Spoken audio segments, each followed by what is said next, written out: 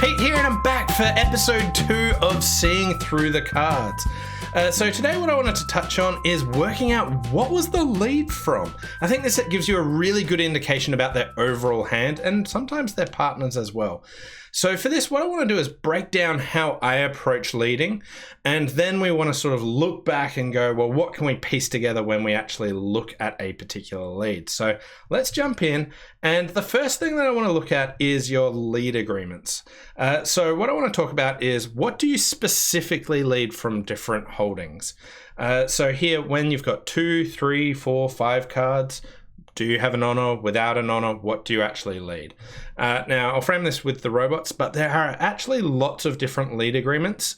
So if where you play, there's a different one that's in common practice, just make sure that you know what do you lead from 2 cards, 3 cards, 4 cards, or 5 cards. Usually what you want to lead, if you've got 2 cards, is the top. So here, if you've got Queen Doubleton, you would lead the Queen. If you've got 3 cards, usually you'd lead low.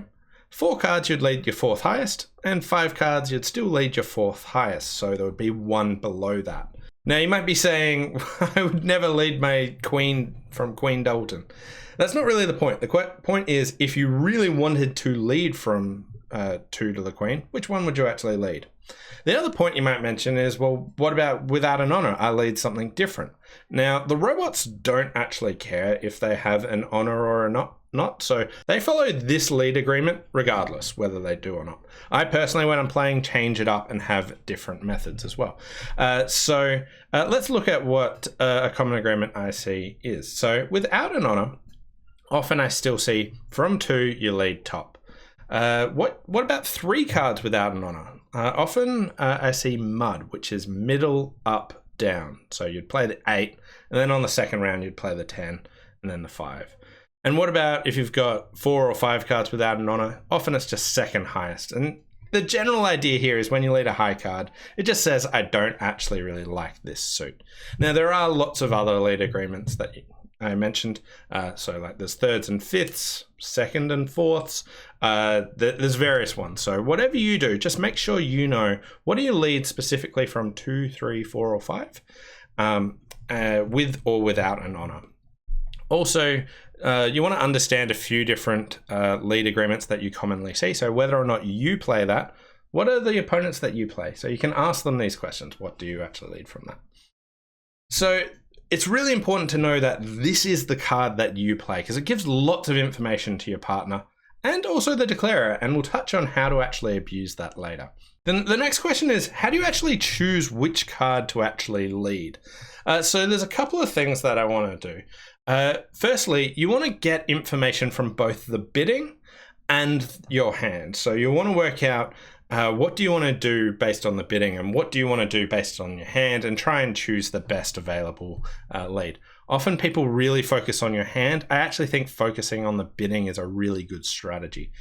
So what style of lead do I actually like based on different auctions? So what I like to do is listen to the bidding and have a guess at how I think declarer might play the hand. And I just break it up in 3 general strategies. Are they going to take lots of finesses? Are they going to just draw trumps and discard all their losers on a good side suit, dump their losers away? Or are they going to cross trump or just trump losers in the shorthand? Which of those 3 do I actually think that they're going to do? And each of them's actually got a counter. So if you think that they're just going to take finesses, you really don't want to be leading away from your honor. So what you want to be doing is make sure you're not leading away from honors, because maybe you would be leading around to a finesse position, which if they had to tackle, you'd actually get the trick. So you want to be really passive on those leads. What about if you think that they've got a good side suit and they're just going to discard all their losers? Well, now's the time to be aggressive. You really want to be leading away from your honors, trying to collect your tricks quickly, because if you sit and wait around for the opponents to play it, it's just not going to happen. So this is the time when I'd be leading low from honors and trying to collect my tricks quickly. The final one is when I actually think they're going to cross trump. we want to draw trumps, because if they want to do lots of trumping, we want to get their trumps out of the way and draw trumps.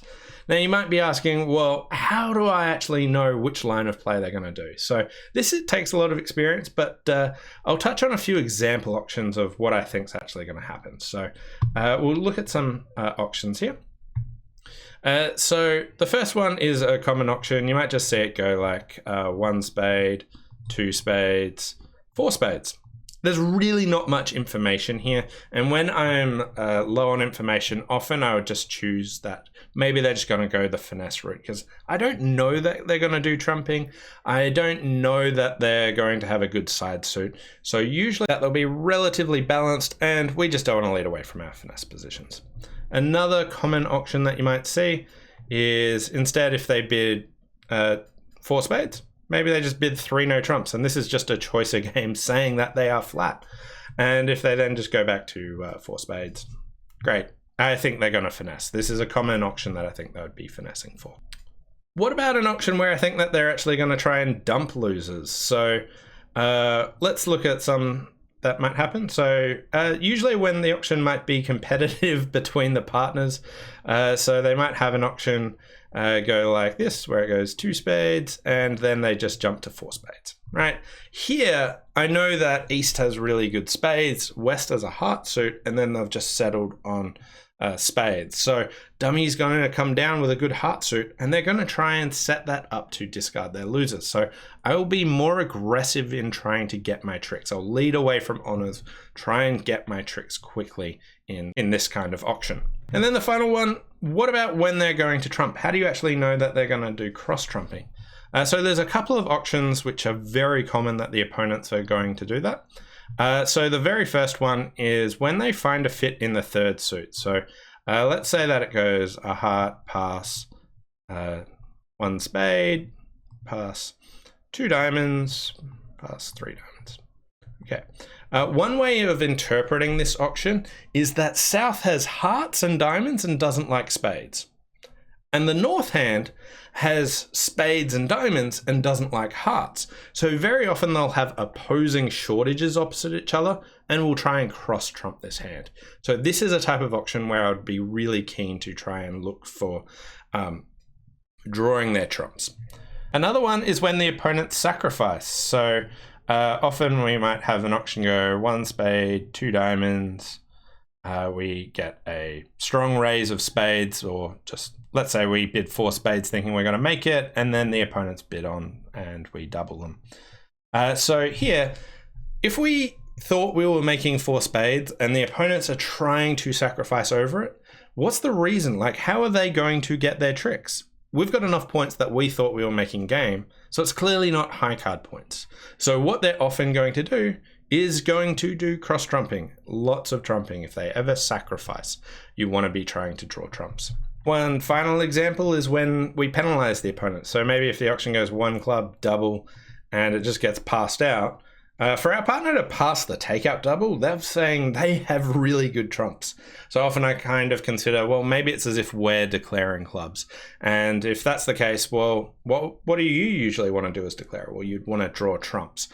So this is a final auction where maybe you'd want to be considering to draw trumps. The other thing about choosing what to lead is sort of like a priority list of what's a good lead generally and what's not. So here's a rough list of sort of how I prioritize leads. So there are some really good leads, such as singletons, top of a sequence, leading partners suit. These are things that you want to be doing a lot. And then there's a bunch of normal leads that you'll have to do pretty routinely, and you just have to choose between them, such as leading an unbid suit, being passive, just not leading away from honors.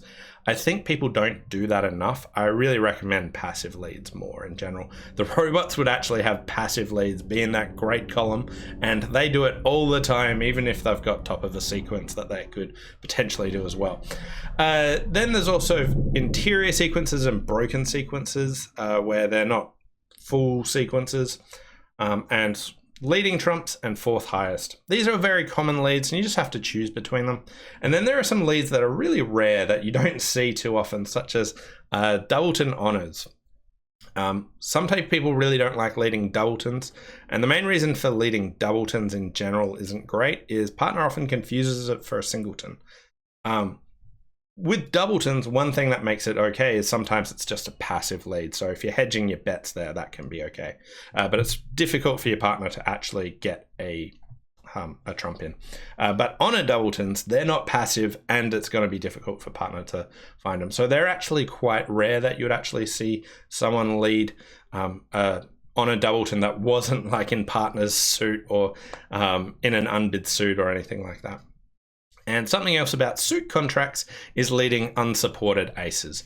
Usually, if you've got ace king, great, you can lead that suit. If you've got an ace without the king, it's pretty rare that you want to lead that, but you sometimes are forced to, and you basically do not underlead an ace against a suit contract. Worth noting, against no trumps, underleading aces is completely fine. If you want to lead fourth highest, no worries about that. Often people just hear that don't underlead aces and then just get that caught up with that. All right, so that's how I generally break down how I think about leading. So the next step is we want to abuse that as declarer. So we need to be able to read the lead and interpret it. So how do we actually do that? So the first thing that you want to do is try and work out what length of suit they are actually leading from. So let's bring up leading from honors, what you've got. And there's a couple of things that I like to do to try and work out how long their suit actually is. And the key one is looking for cards below the card that they actually led. So sometimes you might see someone lead a 4 and I scour around, is the 2 or 3 missing? Because it's worth noting, if someone leads from 2 cards or 5 cards, there is always a card below the one they led.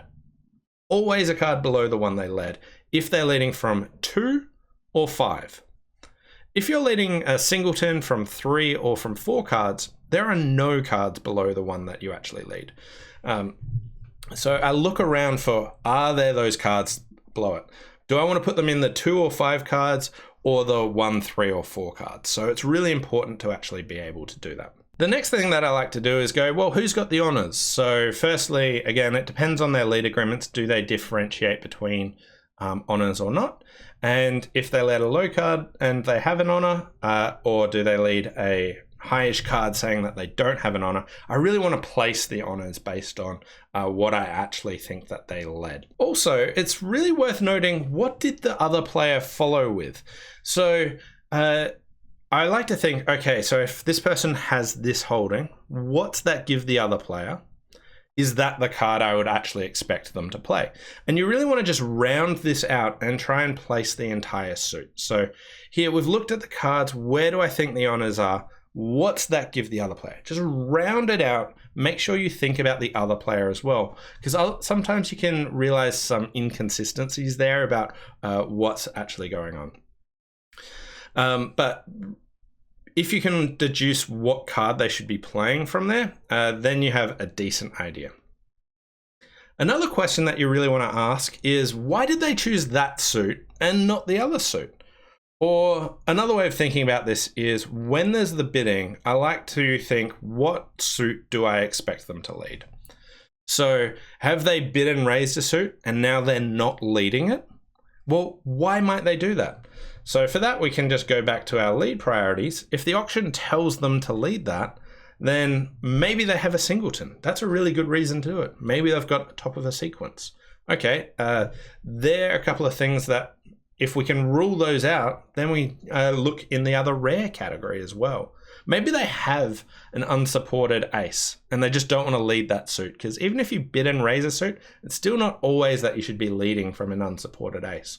So there's a couple of things that you can deduce about the suit, even if they don't lead it. So if you have this idea of what do you expect them to lead, and then they don't do it, you can have a good idea of how the suit's actually breaking by coming back to this priority list.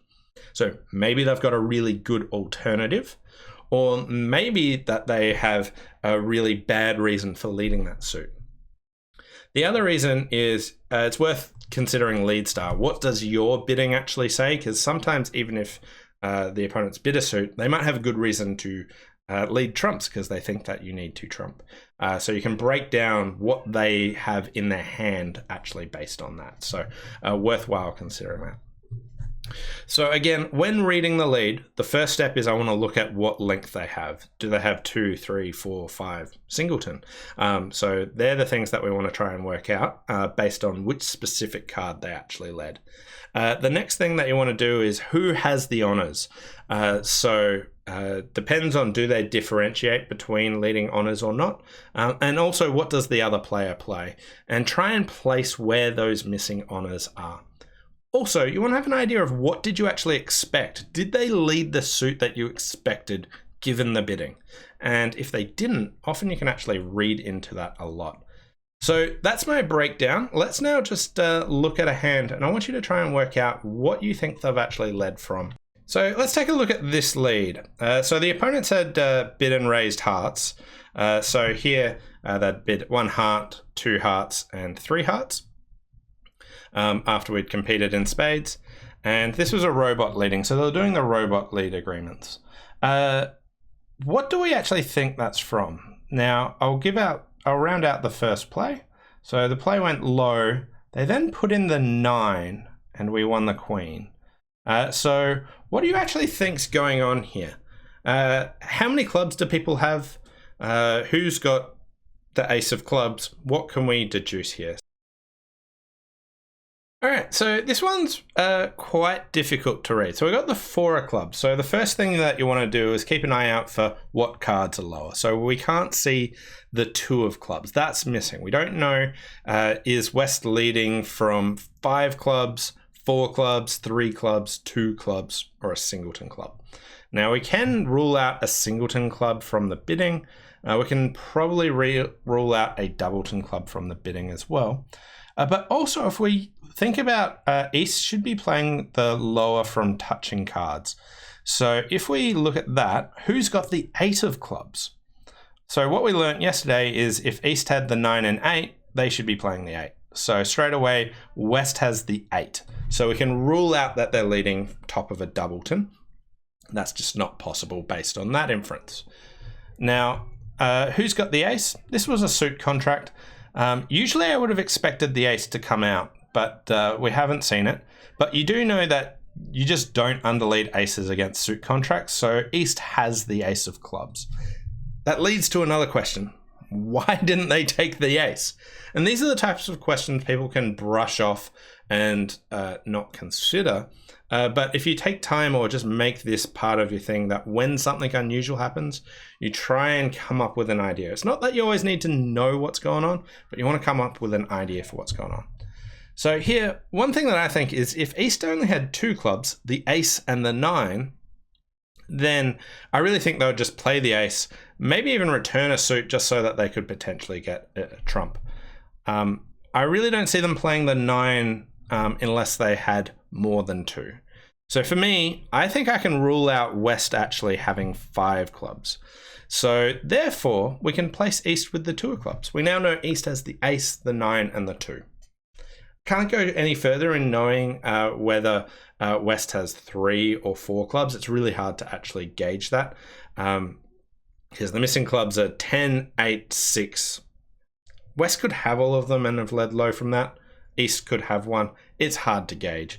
But if you keep an eye out for what clubs people play, you might be able to place this. So the other question that you want to answer is, why did they lead a club?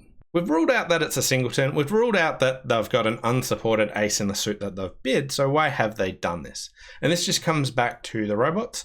They really like passive leads. They put passive leads up in that top category of singletons, top of sequence, passive leads. They really, really like them. So for them to lead a club that wasn't a singleton and wasn't because they have an unsupported ace in the suit that bid and raised, it's really that they have an honor in hearts. And then the next question is, well, why did they choose clubs specifically? They could pick any other suit that was passive. And usually I'd think, okay, they either have multiple choices of passive leads and chose clubs, or that they have scattered values everywhere and clubs was the only passive suit that they've got. So this is the approach that I like to go through. This is a complicated one, but if you build this habit, you can really find some unusual plays or piece together a hand quite a bit. So if we take a look at all the hands here, West had the Queen of Hearts, so that's why they didn't want to do it. Personally, I would just lead a heart, but King, Queen of Spades, they clearly didn't want to lead spades here, and they just had passive leads in both clubs and diamonds, and they chose clubs. But that's my approach for trying to read what's the lead. I think it's fantastic for trying to be able to see through the cards. So I really want you to try and build this habit and layer this on top of, well, when the defenders are playing cards, they should be playing the lower of touching cards if they have them. Because knowing that the 8 was in the West hand can piece together what length their suits actually are. Anyway, thanks all for watching. Hope you enjoyed episode 2 of Seeing Through the Cards, and look forward to seeing you next time. Bye for now.